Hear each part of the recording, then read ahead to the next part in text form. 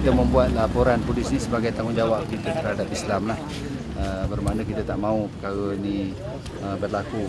Sebab sebelum ni pun ada satu kes di mana satu portal news portal telah menyiarkan tajuk dia adalah tentang ajaran sesat.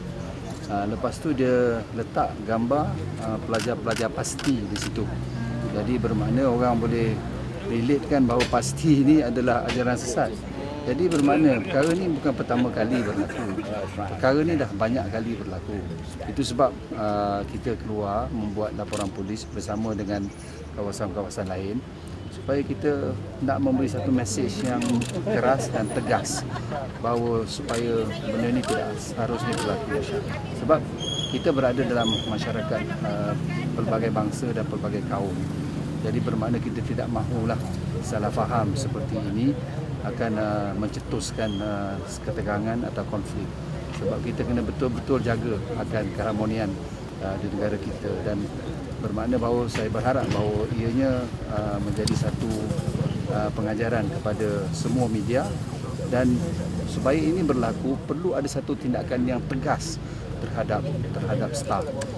Kalau setakat surat tunjuk sebab dan sebagainya, saya rasa ini tidak memadai.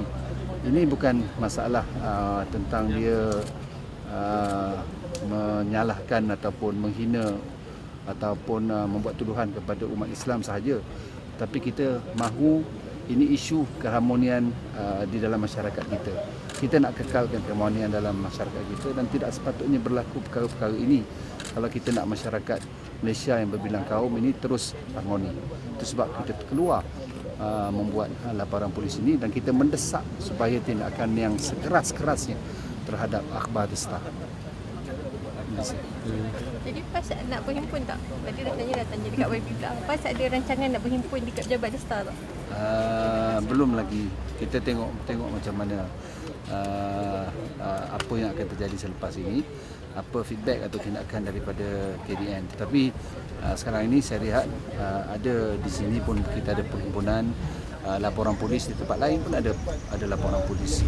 Jadi kita berharaplah bahawa kita telah menghantar satu mesej yang tegas kepada KDN, dan bukan sahaja kepada Desta tapi kepada semua media, supaya jangan isu kaum, isu bangsa ini jangan kita mainkan seperti kita akan bermain api. Sebab kita berada dalam masyarakat berbilang kaum, sedikit saja kita cetuskan, ia boleh menimbulkan satu tindak balas yang buruk lah. Kita mahu kekalkan keharmonian di negara kita.